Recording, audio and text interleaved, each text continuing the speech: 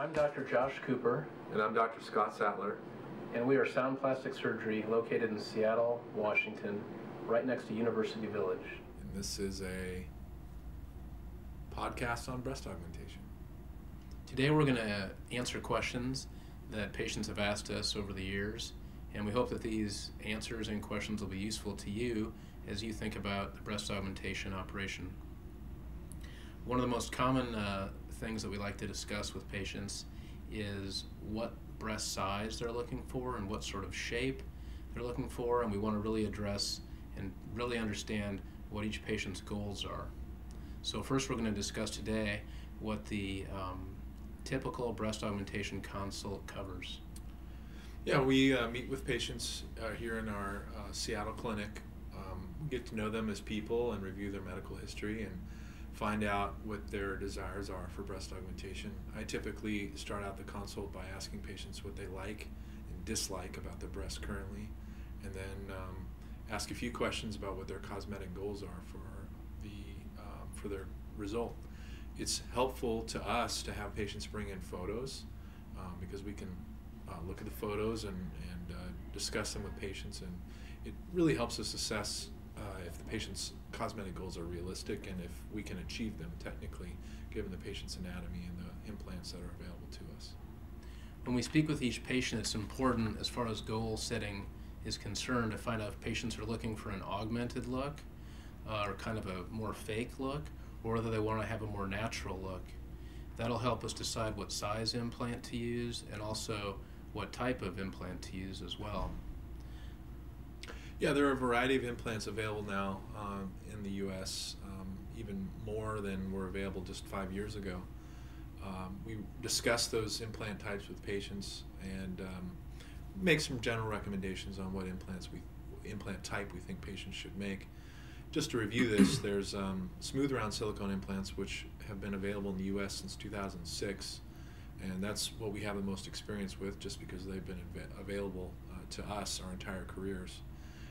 About a year and a half ago, the FDA approved a textured form-stable gummy bear implant, which is a silicone implant that has a very highly cohesive gel fill, which is an excellent implant for a particular patient subtype. And then lastly, there's saline implants, which have been around for many, many years, have an excellent safety record. But we're using them less frequently now that people recognize the advantages of silicone implants. Yeah, absolutely.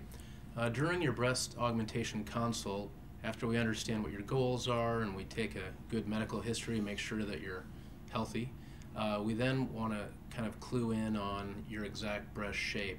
So we'll do a thorough breast examination with either our nurse or medical assistant in the room with us, and then we'll take some measurements with regard to your nipple, your inframammary fold crease, and of course we'll do a breast examination. This also includes looking at your breast width and looking at the relationship between your nipple and your inframammary fold, which is that crease underneath your breast. After that, we'll go ahead and actually take a look at some silicone breast sizers, and actually Scott and I step out of the room at that time and let you go over that sizing with Julie, who is our nurse here at Sound Plastic Surgery. She's amazing. She's helped sized hundreds of women for breast augmentation, so she's very experienced. And with her help in sizing, your goals, our recommendations on what size range is best for you, you will help us determine exactly which size implant to have on the day of your operation. Yeah, it's important for us to actually have a definitive implant choice on the day of your surgery. So we're spending the allotted operative time performing a safe breast augmentation and not switching back and forth between several implants. We really want to know the implant that we're going to use on the day of surgery. That's extremely important. Just mirroring some of Josh's comments, if you want that augmented look, there's a way to create that using some sizing techniques and matching the diameter or the base width of the implant to the width of your breast. That'll give the breast a rounder and more augmented look. And if you want to look natural, then we typically recommend having the width of the implant a few centimeters narrower than the footprint of your breast, which typically makes the breast look more natural, less round.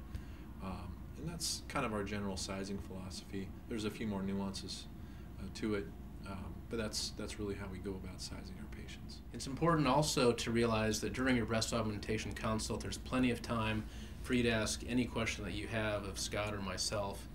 And after you leave the office, you can always give us a call. We're happy to talk to you personally on the phone and answer any further questions that might come up after the consult is over. Yeah, when we finish the consult, we generally, as Josh stated, patients do some sizing with our staff, Julie Parmer, or our medical assistant, Lindsay. But at the very end of the consult, Julie Parmer will discuss a full fee quote for you, which includes the surgeon's fee, facility fee, anesthesia, implant fee, garment fee, and then all the aftercare that you'll need really for the rest of your life or the rest of our careers. That's all included, so there's no real hidden costs. You know exactly what the costs are when you walk out of the door, and that's the way we work it. Yep, pretty straightforward.